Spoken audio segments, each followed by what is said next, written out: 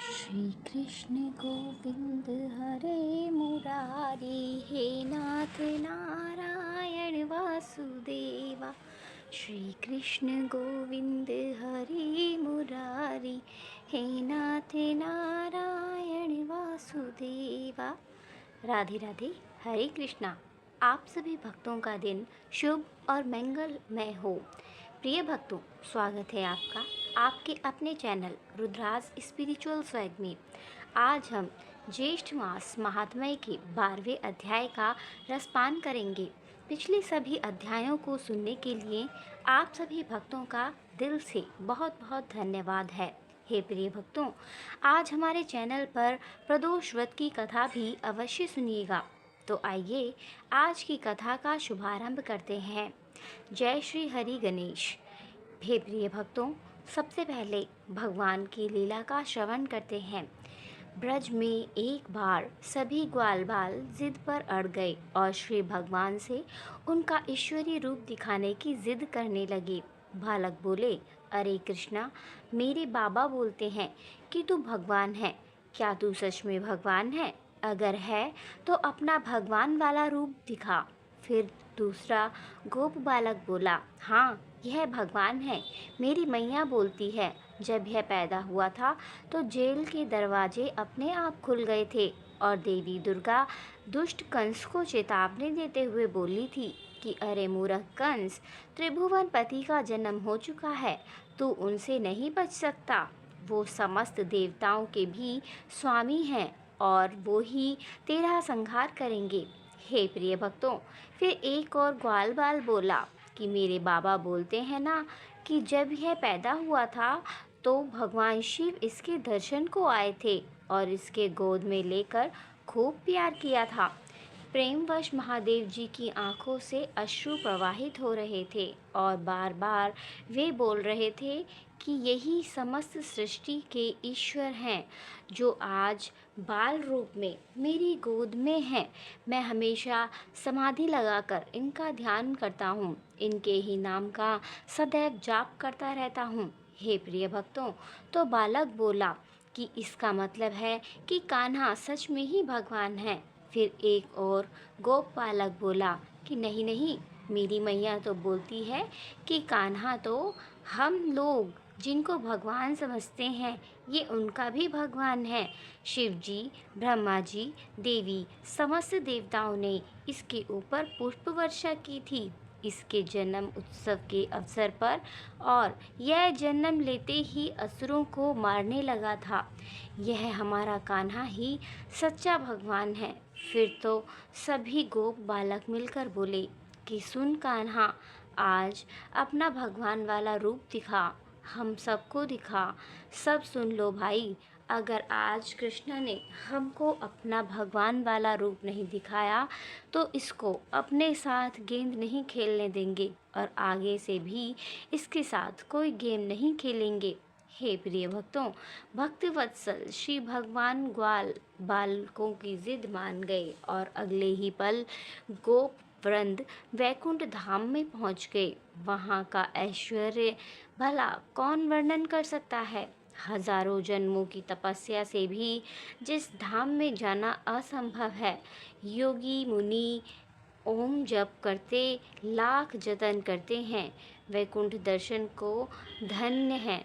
वह गोप बालक जो अपने कृष्ण से इतना प्रेम करते हैं कि स्वयं भगवान उनके संग खेल रहे हैं और प्रेमवश अपने वैकुंठ धाम का दर्शन भी करा रहे हैं। यह है जीव का ईश्वर से परम प्रेम, जो पूर्ण पुरुषोत्तम भी अपने अधीन कर लेता है। ग्वाल बालक देखते हैं कि वैकुंठ में कान्हा महाराज के जैसे एक रतन जड़ित ऊंची सिंहासन पर विराजित हैं और समस्त देवी देवता उनका उत्तम स्रोतों से स्तुति कर रहे हैं। गोप बालक सबसे पीछे हैं और वह अपने कान्हा की स्तुति होते हुए देख रहे हैं। काफ़ी समय हो गया, श्री भगवान की स्तुति तो बंद ही नहीं हो रही। समस्त देवांग उनकी स्तुति सेवा में ही लगे हैं। सेवा, आरती, स्तुति, पूजा चलती ही जा रही है। अब तो बहुत समय हो गया, गोप बालकों से रहा नहीं गया। किसी तरह से हिम्मत जुटाकर एक गोप बालक ने पीछे से आवाज लगा दी, ए कान्हा, गैया कब चराएगा? गोधन बोल बेला हो गई है। बालक के इतना बोलते ही श्री भगवान की स्तुति में लगे देवांग भी पीछे मुड़कर देखने लगे। गोप बालक तो डर गए, लेकिन देवांग सोचने लगे कि धन्य हैं ब्रज के ये सभी बालक, ना जाने कितने जन्मों के उनके पुण्य हैं जो ब्रज में जन्म लिए और समस्त चराचर पति हम देवताओं के स्वामी उनसे इतना प्रेम करते हैं। मनुष्य रूप में उनके संग बाल लीला करते हैं। ब्रज के ग्वाल बालों की जय हो। अगले ही पल भगवान श्री ने अपने ऐश्वर्य लीला का समापन कर दिया। सभी गोप वृंद वापस ब्रज में अपने सखा कृष्ण के साथ खेल खेलने में व्यस्त हो गए। वह अपने भगवान को नहीं सखा मानते थे। उनका कान्हा अब उनके साथ है। वो सब मिलकर गाय चराएंगे, खेल खेलेंगे। कान्हा उनके साथ भोजन करेंगे। समस्त ऐश्वर्य की देवी श्रीमती लक्ष्मी देवी भगवान के चरण कमलों की सेवा में सदा ही लगी रहती हैं।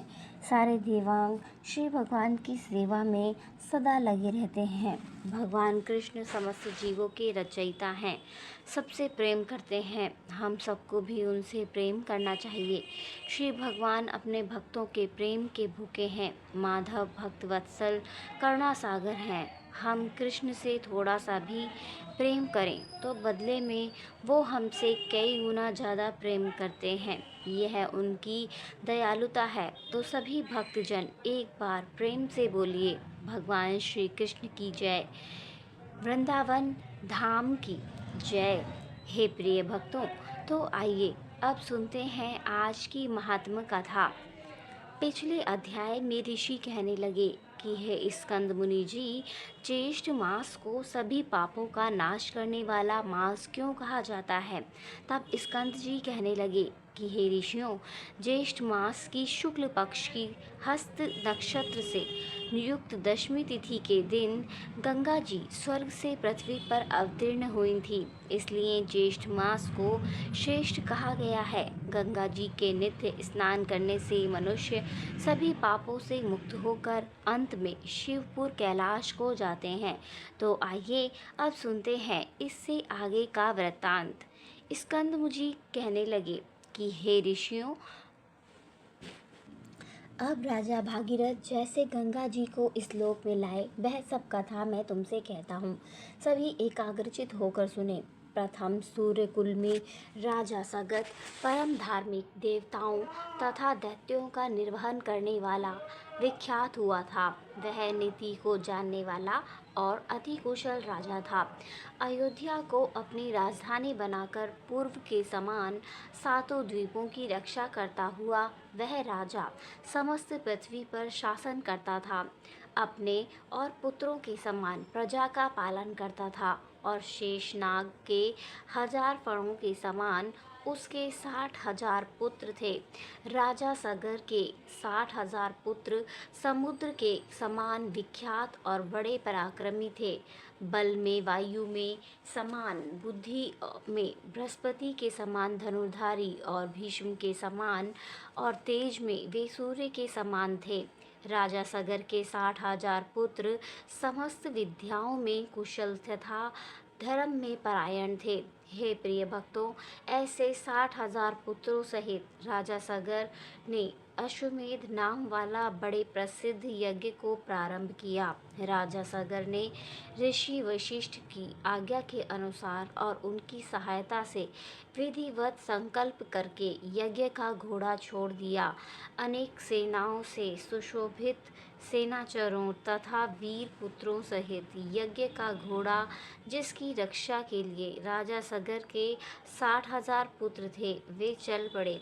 अपनी इच्छा के अनुसार एक देश में दूसरे देश को जाता हुआ थकावट से युक्त वह श्रेष्ठ घोड़ा जिन जिन विख्यात राजाओं से पकड़ा गया, उन सब राजाओं को अपने बल से जीतकर और अपने शरणागत होने पर छोड़ दिया।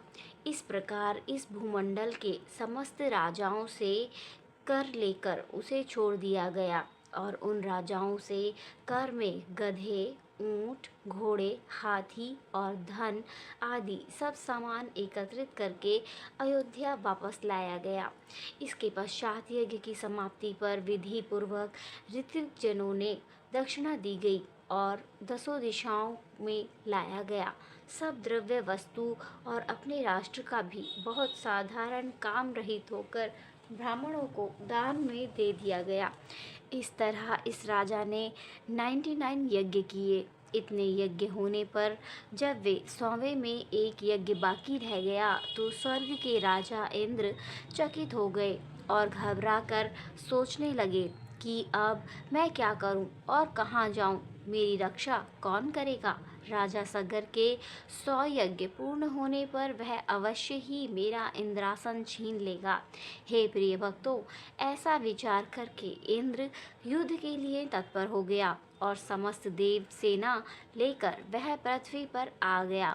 सगर पुत्रों ने भी सहसा इंद्र को आए हुए देखकर यह निश्चय करके कि देवताओं के राजा इंद्र यज्ञ का घोड़ा हर कर ले जाने के लिए आया है।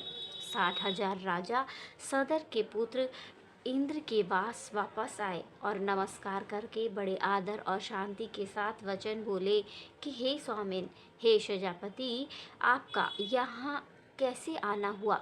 सगर पुत्रों के ऐसे वचन सुनकर इंद्र, जिनका हंठ क्रोध के मारे काँप रहा था, वे बोले कि तुम मेरा यह सब राज्य और इंद्र पद सब कुछ हरण करने के लिए तैयार हो रहे हो और अब बच्चों के समान श्रेष्ठ और मधुर वचन बोल रहे हो, जैसे तुमको कुछ पता ही नहीं हो।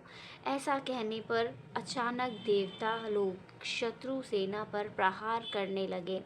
तब देवताओं के भय से सगर पुत्रों की सेना भयभीत होकर अपने प्राणों की रक्षा के लिए 10 दिशाओं की तरफ भागने लगी।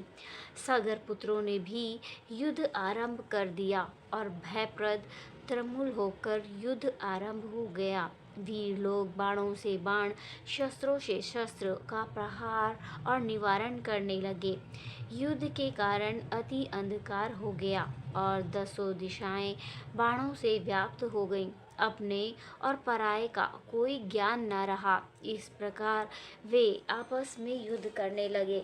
देवता लोग देवताओं को और सगर पुत्रों को मारने लगे। अपने प्राय का उसमें कुछ भी ज्ञान नहीं रहा। फिर क्रोध से संतप्त होकर सगर पुत्रों ने दैत्यास्त्र को छेड़ने के लिए कहा। अपने धनुष पर चढ़ाया और यह देखकर देवसेना छट से भाग पड़ी। उस संग्राम में हाथी पर सवार केवल एक इंद्र और 60,000 सगर के पुत्र ही रह गए। ऐसा देखकर इंद्र उनके साथ युद्ध करने में अपने आप को असमर्थ देखकर वहां से भाग पड़ा। अति चिंता से व्याप्त इंद्र श्री विष्णु भगवान के पास गए। इंद्र के चले जाने पर सगर पुत्र और उनकी सेना अपने निवास स्थान को वापस चली गई और उनको सेना को सगर पुत्रों ने स्वामी के गौरव के लिए बहुत सा धन, वस्त्र और आभूषण देकर प्रसन्न किया। इति श्री ज्येष्ठ मास महात्म्य अश्वमेध यज्ञ वर्णन 12 अध्याय संपूर्णम। आइए अब गजेंद्र मोक्ष स्त्रोत का पाठ करते हैं। इस माह में गजेंद्र मोक्ष स्त्रोत पढ़ने मात्र से जहाँ हर तरह के ऋण कर्ज से मुक्ति मिलती है, वहीं 10 दिशाओं से शुभ फल दिलाने में भी यह स्त्रोत अत्यंत सक्षम है। इस स्रोत का जाप करने से जीवन में किसी भी प्रकार की परेशानियों से मुक्ति मिलती है। श्रीमद् भागवत गीता के 3 अध्याय में गजेंद्र स्रोत पढ़ने को मिलता है और इस स्रोत में हाथी और मगरमच्छ के साथ हुए युद्ध का वर्णन किया गया है। और गजेंद्र जब युद्ध से हार जाता है तो भगवान श्री हरि विष्णु का ध्यान करके उनकी स्तुति से प्रसन्न होकर भगवान श्री हरि विष्णु आते हैं और उसे मोक्ष प्रदान करते हैं। हे प्रिय भक्तों, इस पाठ को करते समय अगर हम अपने मन में यह भावना रखें कि हे श्री हरि विष्णु, मेरे प्रभु, जिस प्रकार आपने गजेंद्र को परेशानी से बाहर निकाला, उसी प्रकार से हमें भी हमारी परेशानियों से बाहर निकालिए। तो यकीन मानिए, निश्चित ही भगवान श्री हरि विष्णु हमारी मदद स्वयं करते हैं। तो आइए अब सच्चे मन से भगवान श्री हरि विष्णु का ध्यान करके इस परम कल्याणकारी स्रोत का पाठ करते हैं। जय श्री हरि विष्णु। शुक जी ने कहा कि बुद्धि के अनुसार पिछले अध्याय में वर्णन किए गए रीति से अपने मन को नियंत्रित करके और हृदय को स्थिर करके गजेंद्र अपने पिछले जन्म में याद किए गए सर्वोच्च कार्य और बार बार जप किए जाने वाले स्रोत का जाप करने लगा। गजेंद्र ने मन ही मन श्री हरि को ध्यान करते हुए कहा, जिनके प्रवेश करने से शरीर और मन चेतन की तरह व्यवहार करने लगते हैं, ओम द्वारा लक्षित और पूरे शरीर में प्रकृति और पुरुष के रूप में प्रवेश करने वाले उस सर्वशक्तिमान देवता का मन ही मन स्मरण करता हूँ, जिनके सहारे यह पूरा संसार टिका हुआ है, जिनसे यह संसार अवतरित हुआ है और जिन्होंने प्रकृति की रचना की है और जो खुद उसके रूप में प्रकट होते हैं, लेकिन दुनिया से सर्वोपरि और श्रेष्ठ हैं। ऐसे अपने और बिना किसी कारण के भगवान की शरण में मैं जाता हूँ और अपने संकल्प शक्ति के बल पर अपने ही स्वरूप में रचित और सृष्टि काल में प्रकट एवं प्रलय में अप्रकट रहने वाली इस शास्त्र प्रसिद्धि प्राप्त कार्य कारण रूपी संसार को, जो बिना कुंठित दृष्टि के साक्ष्य रूप में देखते रहने पर भी लिप्त नहीं होते, चक्षु आदि प्रकाशकों के परम प्रकाशक प्रभु, आप मेरी रक्षा करें। बीतते गए समय के साथ तीनों लोकों और ब्रह्म आदि लोकपालों के पंचभूत में प्रवेश कर जाने पर और पंचभूतों से लेकर महत्वपूर्ण सभी कारणों के उनकी परम करुणा स्वरूप प्रकृति में मगन हो जाने पर उस समय दुर्गेय और घोर अंधकार रूपेण प्रकृति ही बच रही थी। उस अंधकार से परे अपने परम धाम में जो सर्वव्यापी भगवान सभी दिशाओं में प्रकाशित होते रहते हैं, वो भगवान मेरी रक्षा करें। विभिन्न नाट्य रूपों में अभिनय करने वाले और उस अभिनेता के वास्तविक स्वरूप को जिस प्रकार से साधारण लोग भी नहीं जान पाते, उसी तरह से सत प्रधान देवता और महर्षि भी जिनके स्वरूप को नहीं जान पाते, ऐसे में कोई साधारण प्राणी उनका वर्णन कैसे कर सकता है। ऐसे दुर्गम चरित्र वाले भगवान मेरी रक्षा करें।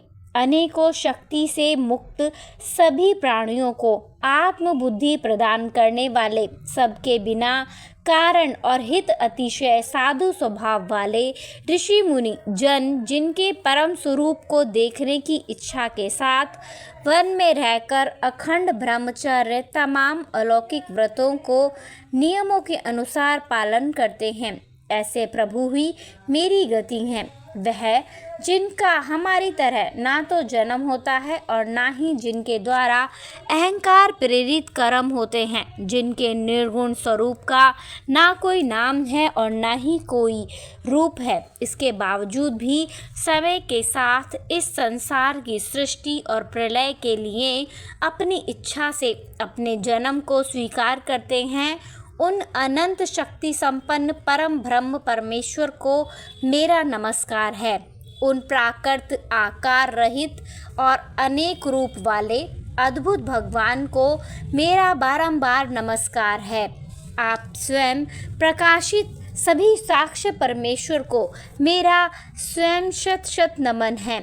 वैसे देव जो मन, वाणी और चित्त वृत्तियों से परे है, उन्हें मेरा बारंबार नमस्कार है। विवेक से परिपूर्ण पुरुष के द्वारा सभी सत्व गुणों से परिपूर्ण निवृत्ति, धर्म के आचरण से मिलने योग्य और मोक्ष सुख की अनुभूति रूपी भगवान को मेरा नमस्कार है। सत्व गुणों को स्वीकार करके, शांत रजोगुण को स्वीकार करके, घोर और तमोगुण को अपनाकर मूढ़ से प्रतीत होने वाले भेद रहित अतएव सदा संभव से स्थित ज्ञान धन प्रभु को मेरा नमस्कार है। शरीर इंद्रिय आदि के समुदाय, रोग, सभी पिंडों के ज्ञाता, सबके स्वामी और साक्षी स्वरूप प्रभु को मेरा बारंबार नमस्कार है। सबके अंतर्यामी, प्रकृति के भी परम कारण लेकिन स्वयं कारण रहे भगवान को मेरा शत शत नमस्कार है। सभी इंद्रियों और सभी विषयों के जानकारी प्रतीतियों के कारण रूप संपूर्ण जड़ प्रपंच और सबकी मूलभूता अविद्या के द्वारा सूचित होने वाले और सभी विश्व में अविद्या रूपा से भासने वाले भगवान को मेरा नमस्कार है। सबके कारण लेकिन स्वयं कारण रहे तथा कारण होने पर भी परिणाम रहित होने की वजह से अन्य कारणों से भी विलक्षण कारण आपको मेरा बारंबार नमस्कार है। सभी वेदों और शास्त्रों के परम तात्पर्य मोक्ष रूपी और श्रेष्ठ पुरुषों की परम गति देवता को मेरा नमस्कार है।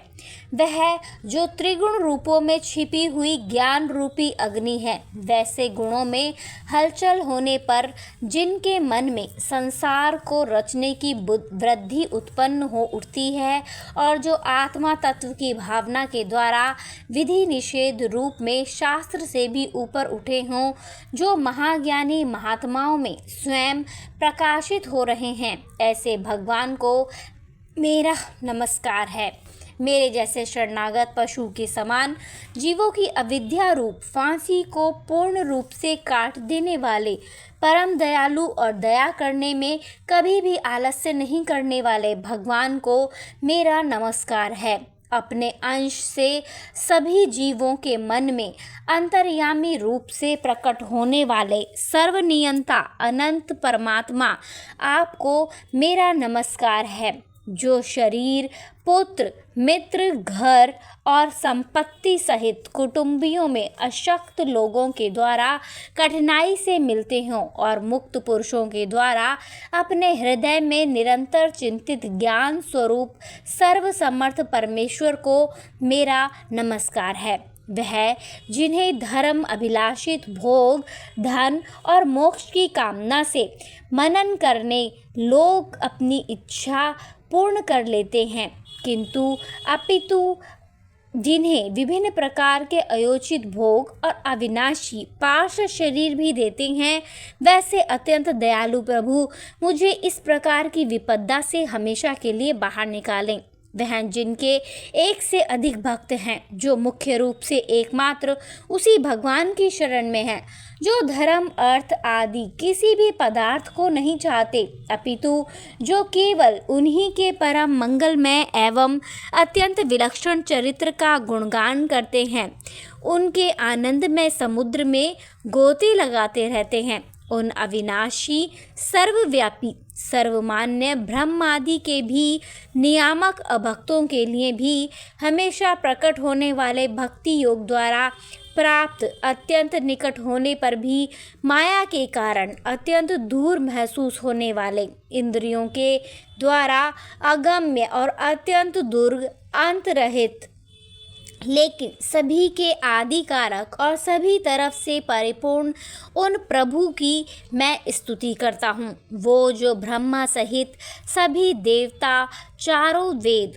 तथा समस्त चराचर जीव नाम और आकृति भेद से जिनके अत्यंत छत्रबद्ध अंशों से रचे गए हैं, जिस तरह से जलती हुई अग्नि की लपटें और सूरज की किरणें बार बार निकलती हैं और फिर से अपने कारण में ही लीन हो जाती हैं, उसी प्रकार बुद्धि, मन, इंद्रियां और नाना योनियों के शरीर, जिन सभी गुणों से प्राप्त शरीर जो स्वयं प्रकाश परमात्मा से प्रकट होता है और फिर से उन्हीं में लीन हो जाता है, वह प्रभु जो ना तो देवता है, ना असुर, ना मनुष्य है और ना ही मनुष्य से नीचे किसी अन्य योनि के प्राणी, ना ही वह स्त्री है, ना ही पुरुष, ना ही नपुंसक और ना ही वो कोई ऐसे जीव हैं जिनका इन तीनों ही क्षणों में समावेश है।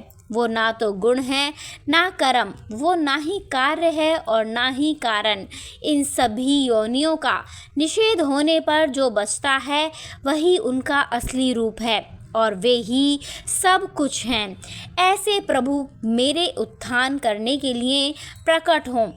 इस मगरमच्छ के चंगुल से आज़ाद होने के बाद अब जीवित नहीं रहना चाहता।